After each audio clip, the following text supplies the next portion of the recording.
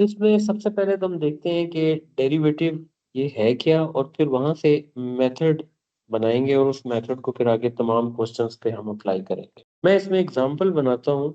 y is equal to tan inverse of x over a। Let's देखिए, tan inverse है, अगर आप इस tan इनवर्स को इस तरफ लाएं तो ये बन जाएगा tan ऑफ y। इधर क्या रह जाएगा, x ओवर a। अब ये सिंपल डिफरेंशिएशन बन जाएगी, differentiate with respect to x। Formula sheet में भी ये मेंशन है, और वैसे आपको याद रखना चाहिए कि tan का डेरिवेटिव होता है सीकेंट स्क्वायर ऑफ x। अब इसमें जो y है, ये हम जब tan ऑफ y का इंटीग्रल लेंगे तो हम लिखेंगे secant square of y multiply with derivative of y dy by dx। ये बिल्कुल वही मेथड है जिस मेथड को हमने इम्प्लिसिट डिफरेंशिएशन में स्टडी किया था। अब x ओवर a का डेरिवेटिव है, तो x का डेरिवेटिव 1 है, तो ये बन जाएगा 1 ओवर a। हमारा पर्पस है dy बाई dx फाइंड करना, जिसकी वजह से ये जो सीकेंट स्क्वायर इधर मल्टीप्लाई हो रहा है, जब इक्वल की दूसरी तरफ लेके जाएंगे तो वो डिनोमिनेटर में आ जाएगा। अब देखें कि एक आइडेंटिटी भी हमने पढ़ी थी, वो थी secant square of y minus tan square of y is equal to 1। अगर आप सीकेंट स्क्वायर ऑफ y को सब्जेक्ट बनाए तो ये बन जाएगा 1 plus tan square of y, यानी इसका मतलब है dy by dx is equal to 1 upon a। और सीकेंट स्क्वायर को इस आइडेंटिटी से रिप्लेस कर दें। अब जरा गौर करें, क्वेश्चन में tan ऑफ y की वैल्यू बन रही थी x ओवर a।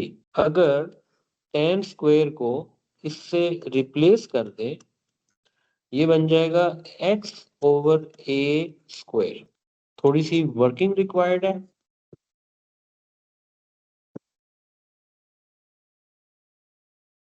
एलसीएम ले लें, a square plus x square, denominator में था a स्क्वायर, a एक पावर से कट गया, ये क्या बन जाएगा d y by d x.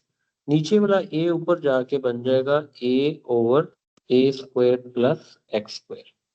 अब देखो हम कर क्या रहे थे, हम कर रहे थे d by d x of y. Question में जरा शुरू में चेक करें, y की वैल्यू हमने ली है tan inverse of x over a। ये मैं एरो से शो कर रहा हूँ, ये क्वेश्चन का स्टार्ट था। तो मैं यहाँ पे y को अगर इससे रिप्लेस कर दूं तो ये बनता है tan inverse of x over a is equal to, ये बन जाएगा a over a square plus x square.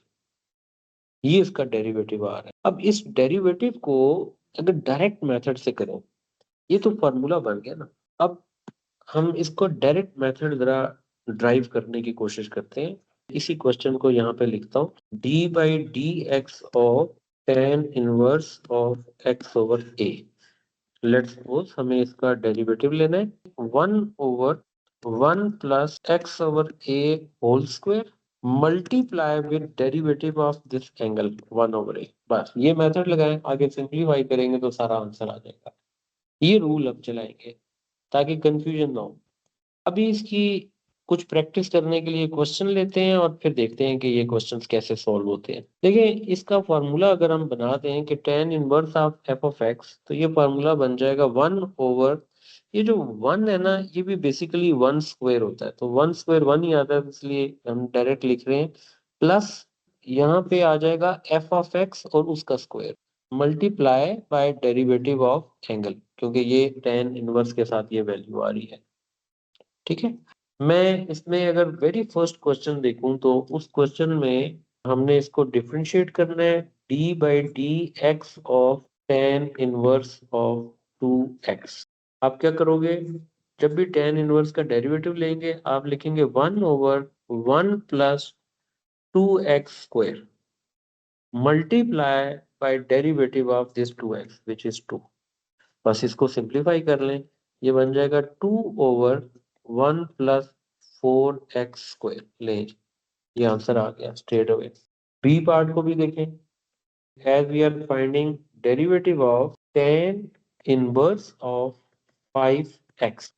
तो tan इनवर्स जब भी आएगा आप डेरिवेटिव में 1/1 1 स्क्वायर प्लस 5x, ये जो फंक्शन यहाँ पे आ रहा है इसका स्क्वायर, मल्टीप्लाई डालेंगे और इसी का डेरिवेटिव लेंगे जो कि 5 आ जाएगा।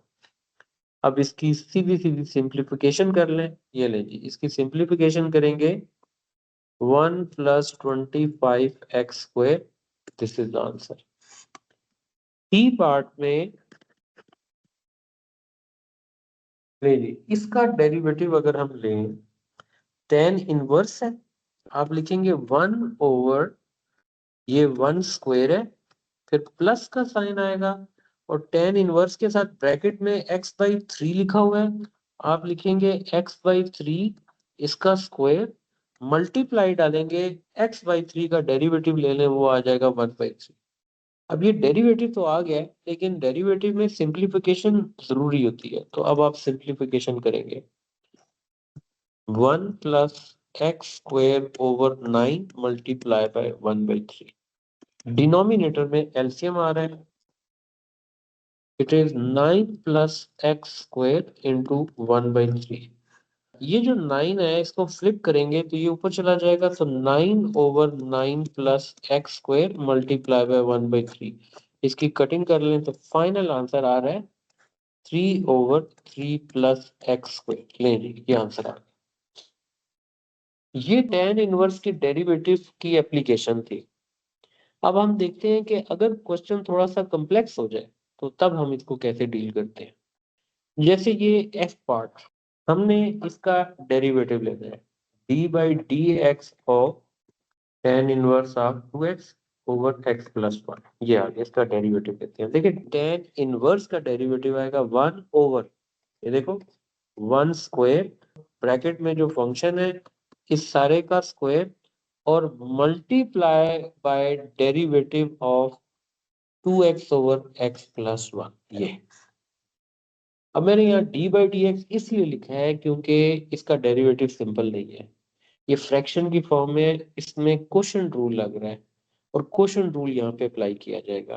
क्वोशंट रूल को अगर लिखा जाए, हम एक फंक्शन u लेते हैं जो ऊपर वाला होता है, उसका derivative second function as it is minus फिर सेकंड फंक्शन का derivative first as it is और डिवाइडेड बाय v स्क्वायर। अगर तो डेरिवेटिव आसान हो तो आप उसको डायरेक्ट भी सॉल्व कर सकते हैं। अब इसमें सिंप्लीफिकेशन रिक्वायर्ड है, 1 स्क्वायर का 1 आ गया, ये बनता है 4x square over x plus 1 square multiply bye. अब आप इसमें क्वोशंट रूल लगा दें। क्वोशंट रूल में ये ऊपर वाला जो फंक्शन है ये u है और हमें इसका डेरिवेटिव चाहिए, 2x का डेरिवेटिव 2 बनेगा और सेकंड फंक्शन है x प्लस 1। आप देख लें, आप इसको डायरेक्ट कर सकते हैं। अगर आपको कंफ्यूजन हो तो आप सेपरेटली इसकी प्रॉपर वर्किंग करके क्वोशंट रूल या प्रोडक्ट रूल फाइंड कर सकते हैं। यहाँ नेगेटिव साइन आएगा। अब सेकंड फंक्शन जो है वो x प्लस 1 आ रहा है जिसे v कहा था, इसका डेरिवेटिव 1 है और first function as it is और डिवाइडेड बाय जो फंक्शन नीचे है उसका स्क्वायर ले लेंगे। सिंप्लीफिकेशन रिक्वायर्ड है, डिनोमिनेटर में आ रहा है एलसीएम,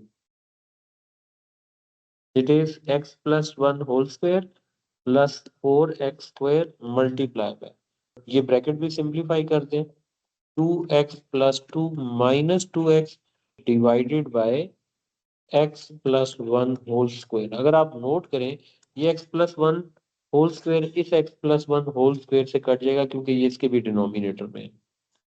2x से कटता है, जो चीज बच गया उसको यहाँ पे लिखते हैं, this is x plus 1 square plus 4x square. ये आंसर आ गया। अब इसे आगे फर्दर सिंप्लीफिकेशन की जरूरत नहीं है, लेकिन अगर आप स्क्वायर ओपन करना चाहते हैं तो आप कर सकते हैं। एक्स स्क्वायर और 4x स्क्वायर को ऐड करेंगे, ये 5x स्क्वायर आ जाएगा प्लस 2x प्लस 1। ले जी, तो डेरिवेटिव का रूल तो सिर्फ यहीं तक लग रहा था, ये आगे तो सिंप्लीफिकेशन है, तो सिंप्लीफिकेशन की प्रैक्टिस आपने जरूर करनी है। कोई भी क्वेश्चन है सिंप्लीफाई करें और उसका आंसर आपने मैच करना है। ओके, देखिए अब जो नेक्स्ट केस है ना, ये वाला केस आ जाएगा इंटीग्रेशन का। लेकिन इंटीग्रेशन को अप्लाई करने से पहले हम डेरिवेटिव के अपने रूल को जरा डिस्कस कर लेते हैं। ये रूल ये कह रहा था, हम लिखते थे 1/√x 1 square plus x over a square और derivative of x over a which is 1 over a, ये डेरिवेटिव था। इसको जब सिंप्लीफाई किया था ये स्टेप आ रहा था, स्क्वायर ओपन कर ले और एलसीएम भी अगर मैं ले लूं तो ये वैल्यू आ गया इंटू 1 ओवर ए, ये ए स्क्वायर है। ये ए स्क्वायर एक पावर से कटेगा और जो डिनोमिनेटर में ये बचा है इसको फ्लिप करेंगे तो ये ऊपर आके बन जाएगा ए ओवर ए स्क्वायर प्लस एक्स स्क्वायर। ये वो डेरिवेटिव था जो कि हमने इस मेथड को सीख के अप्लाई करके लिख दिया। अब हम ऐसा करते हैं कि यहाँ पे इंटेग्रल अप्लाई कर लेते हैं। अब आपको पता है कि इंटेग्रल डेरिवेटिव का रिवर्स प्रोसेस है। डेरिवेटिव लेके जो आंसर आता है अगर आप इंटेग्रल लेंगे तो वो फंक्शन की तरफ वापस चला जाता है। देखें मैंने जैसे यहाँ पे इंटेग्रल लिया a square plus x square and d x. अब ये क्या बता रहा है, ये डी डेरिवेटिव और इंटेग्रल कट जाएगा, डी एक्स से कट जाएगा, यहाँ रह जाएगा tan inverse of x over a is equal to, ये ए अगर मैं बाहर ले लूं तो यहाँ पे बचता है a square plus x square, और एक स्टेप और आगे जाके लिख दूं a square plus x square d x, ये बन जाएगा 1 ओवर ए, यानी इस ए को मैंने इक्वल की इधर लाके डिवाइड कर दिया है और ये बन जाएगा tan inverse of x over a. ले जी, ये हमारे पास इंटेग्रल का फॉर्मूला आ गया।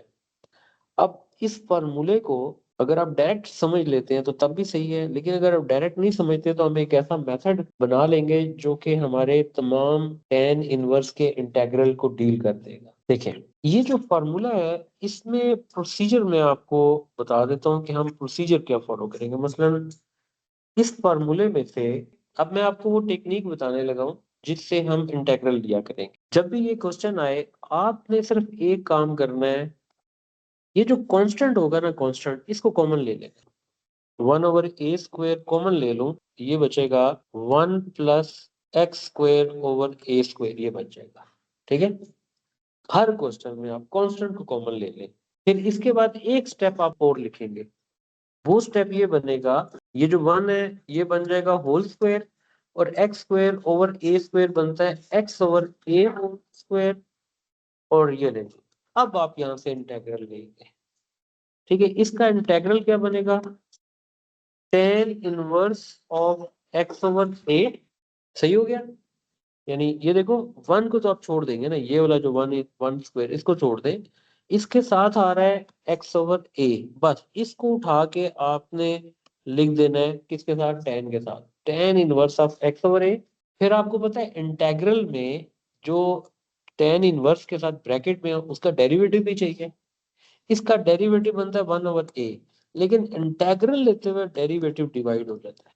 अब देखो इस ए को इस ए से कैंसिल कर दे तो आपको फॉर्मूला याद नहीं करना पड़ेगा, आप इस टेक्निक से हर तरह का क्वेश्चन, ये प्लस सी आ गया।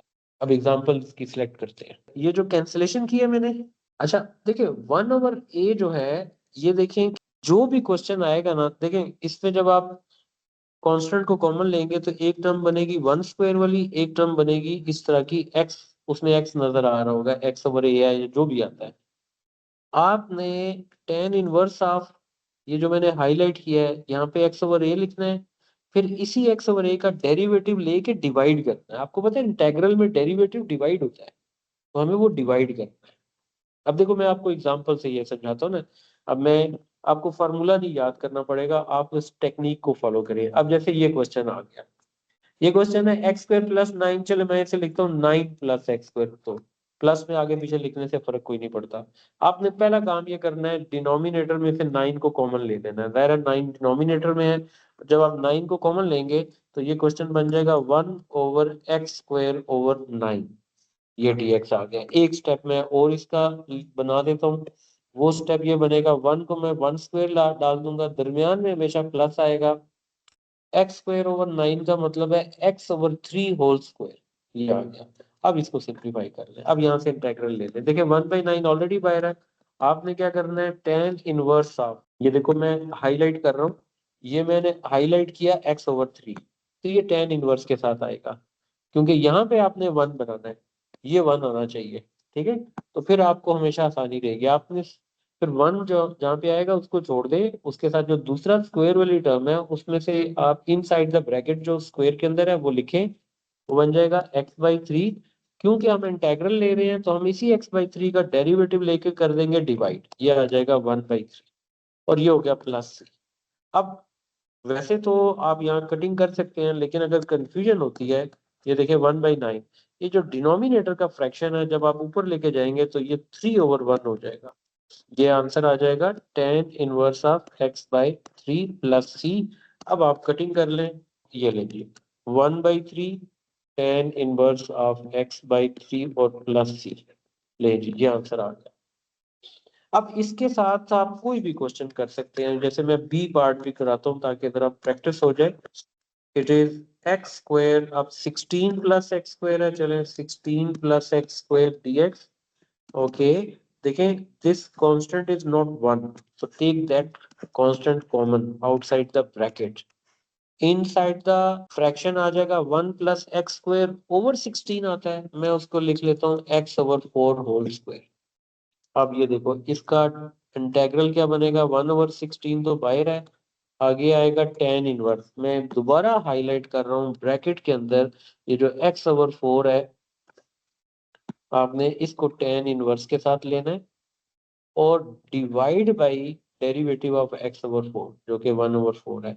ये 4 16 से कटिंग हो जाता है, फाइनल आंसर आ गया 1/4 tan इनवर्स ऑफ x/4 और प्लस c। ये इसका आंसर आ गया, ठीक है। सी पार्ट में देखें कि ऑलरेडी कांस्टेंट दिया हुआ है, जैसे लिखा हुआ है 1+4x², ये कांस्टेंट दिया हुआ है। इसको पहले होल स्क्वायर की फॉर्म में लिखें, यहाँ कुछ कॉमन लेने की जरूरत नहीं पड़ेगी। 1 का स्क्वायर लिया, 4x² को आपने लिखा 2x होल स्क्वायर लीजिए। अब इसका इंटेग्रल बहुत आसान है, आप लेंगे tan इनवर्स ऑफ 1 वाली टर्म छोड़ दें, दूसरी टर्म ब्रैकेट के अंदर 2x/1 बनेगा, क्योंकि देखें 2x के साथ यहाँ 1 है, ये आ गया। अब इसका डेरिवेटिव क्या बनता है, सिर्फ 2 आता है, और इंटेग्रल में डिवाइड कर देना प्लस सी, ये आंसर आ गया 1/2 tan इनवर्स ऑफ 2x और प्लस सी लें, ये आंसर। इसी तरीके से और क्वेश्चन देखें, हाँ जी ई पार्ट में देखें, अब सिचुएशन थोड़ी सी डिफरेंट हो गई है। देखें कांस्टेंट 3 आ गया, ये बनता है 4x², हमने इसको इंटेग्रल लेना है। आपको पता है कि इंटेग्रल लेते हुए कांस्टेंट वाली जो टर्म है उसे लेना पड़ेगा बाय, ये कांस्टेंट 3 है, 3 बाय लेट। डिनोमिनेटर में अब टर्म बच रही है, वो बचती है 4x²/3। अब आपको पता है कि हम इंटेग्रल लेने से पहले स्क्वायर वाली टर्म्स बनाते हैं, जैसे 1 का तो 1² बन जाएगा। देखिए 4x²/3 का बनेगा 2x/√3 और स्क्वायर, ये देखें ये टर्म समझ आ गई, बस ये होल स्क्वायर अब ये बन गया ना। आगे इंटेग्रल देखें कितना इजी है, ये tan इनवर्स ऑफ, आपने सिर्फ इसको उठाना है, ये वाली जो टर्म है, ये टर्म क्या है, it is 2x/√3 divided by derivative of this term which is 2/√3 plus c। अब बस सिंप्लीफाई करेंगे, ये देखिए 1/3 है, तो ये बन जाएगा √3/2, ये ऊपर जाके इस तरह बनेगा tan inverse of 2x/√3 plus c, ये आंसर आ गया। सेम फिर एफ पार्ट आप होमवर्क में करें। अब लिमिट वाले जब क्वेश्चन आ जाएंगे, एक क्वेश्चन मैं लिमिट वाला भी करा देता हूँ। सबसे पहले तो ये जो कांस्टेंट टर्म है इसे बाहर लें, 2 बाहर लेंगे तो 1 आ जाएगा, ये बन जाएगा 3x²/2 एंड dx। अच्छा यहाँ पे मैं एक रूल भी अप्लाई करना चाह रहा हूँ, चले अगले स्टेप में मैं कर लेता हूँ। इसमें पहले हम वो फॉर्मेट बना लेते हैं, 1/1 प्लस 3 का अंडर रूट आ गया, x आ गया और नीचे डिनोमिनेटर में भी 2 आ गया और ये स्क्वायर हो गया, 1 को भी स्क्वायर में लिख दिया। अब tan इनवर्स हम ले सकते हैं। अब tan इनवर्स के लिए अब तक आपको इसकी पहचान होगी कि दो टर्म्स आएंगी जो होल स्क्वायर में, दरमियान में प्लस का साइन आएगा।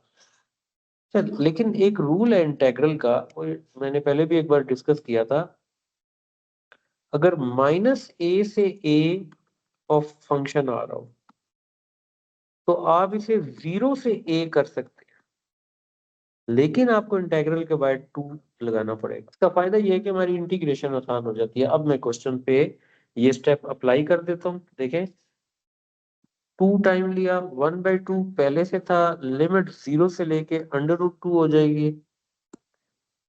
ये था 1 square √3x over √2 square dx।